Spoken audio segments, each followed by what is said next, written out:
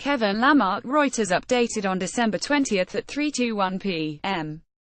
Have you ever come up with what you think is the perfect Christmas gift, a well-chosen, carefully considered present, only for the recipient to react not just with indifference, but with outright hostility?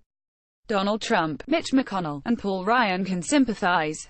Most Americans will save money under the tax bill that the Senate passed Tuesday night and the House passed Wednesday. The size of that benefit varies, but 80% of households will see some benefit in 2018. The cuts shrink over time, eventually reduced to nothing for most people in 2027. It's not just that a plurality of respondents in a new NBC News Wall Street Journal poll say the cuts are a bad idea. 4,124, with 35% unsure or holding no opinion, or might have bad long-term effects. It's that only 17% actually believe they'll get a break. That result is in line with other polls that have shown similar skepticism about receiving any benefit. Republican leaders insist that once people start seeing the benefits, their views on the taxes will turn around. If we can't sell this to the American people, then we should be in another line of work, McConnell said early Wednesday morning. Whether or not that is true, the unpopularity of the cuts now is remarkable. Who doesn't like free money? President Trump's theory for unawareness about the impending tax cuts is unsurprising, since it's his standard explanation for all of his travails. The tax cuts are so large and so meaningful, and yet the fake news is working overtime to follow the lead of their friends, the defeated Dems, and only demean. Trump tweeted Wednesday morning. This is truly a case where the results will speak for themselves, starting very soon. Jobs, jobs, jobs, McConnell griped to reporters Tuesday night. Your job is to use the Democrats' talking points. I understand that. Coverage of the bill has been negative. Fareed Zakaria called it, possibly the worst piece of major legislation in a generation, but while that can't help, placing the blame entirely on the press overestimates its influence and ignores that portions of the bill are simply unpopular, and that's after tens of millions of dollars in ad spending to boost its approval. The bill's unpopularity might also be traced to anger about the fact that it undermines the newly popular Affordable Care Act, or awareness that its cuts will eventually expire, but that's different from the strictly empirical whether it will reduce tax bills in the immediate term. Besides, the number of people directly affected by the changes to healthcare is small. A more likely factor is that many people don't understand the bill very well. Compared to other legislation of similar scope, including previous changes to the tax code, this bill moved through Congress at a breakneck pace.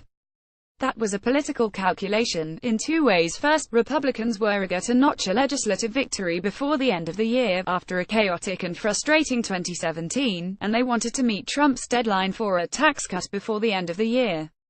Second, GOP leaders figured that moving the legislation quickly would make it hard for the bill's opponents to rally against the bill.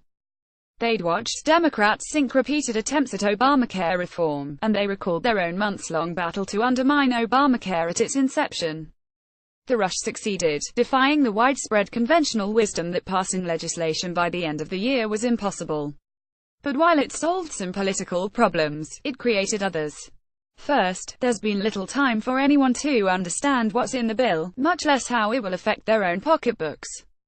It's hard to blame ordinary Americans. Even Republicans involved in the drafting don't understand it. On Tuesday, HuffPost's Matt Fuller asked 18 members before he was able to get one to name the brackets in the new bill. House Ways and Means Chair Kevin Brady said he knew them but wouldn't say what they were. Senator Bob Corker, accused of flipping to support the bill after a provision was added that would personally benefit him, defended himself by saying he hadn't read the bill. If the people who passed the bill haven't read it and can't understand it, it's no wonder that the public doesn't either. Another consequence of the contracted legislative process was that the bill contained, at various times, a range of improbable or politically ill-advised provisions. This included, for example, eliminating the ability to deduct taxes paid to state and local governments, a provision that would have slammed graduate students, and another that would have eliminated a deduction for teachers who purchase classroom supplies. The latter two of these ideas encountered harsh pushback and were ultimately dropped from the final bill, while the final bill opted for a $10,000 cap on the state and local tax deduction.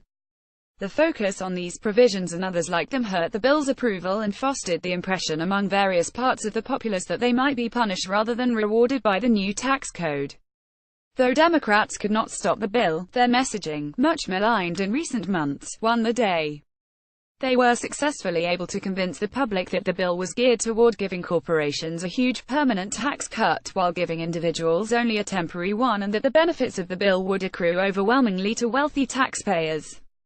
This message had the virtue of being true, and it drowned out the GOP message of a tax cut for nearly everyone, at least in the immediate term.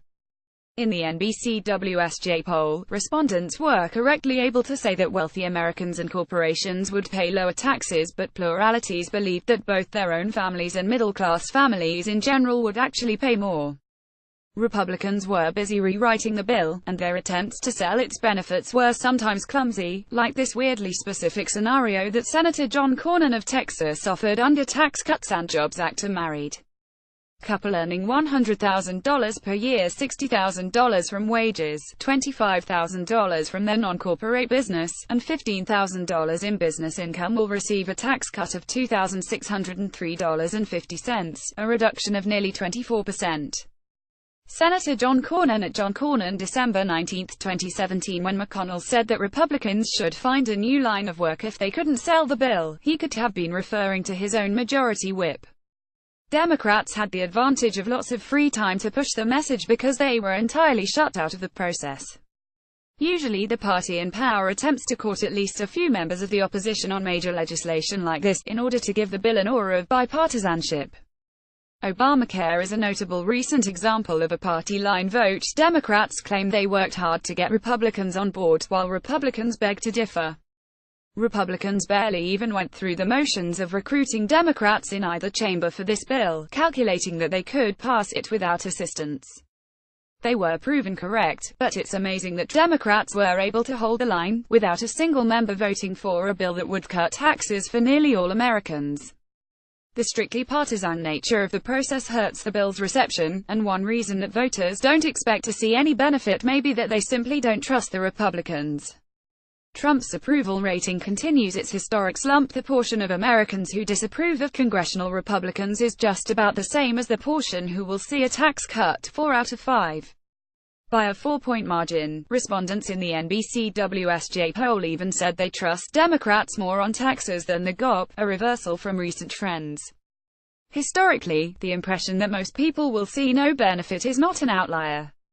For most people, the Affordable Care Act, or Obamacare, provided a net benefit and had little effect on premiums, but there was widespread expectation that would it increase costs.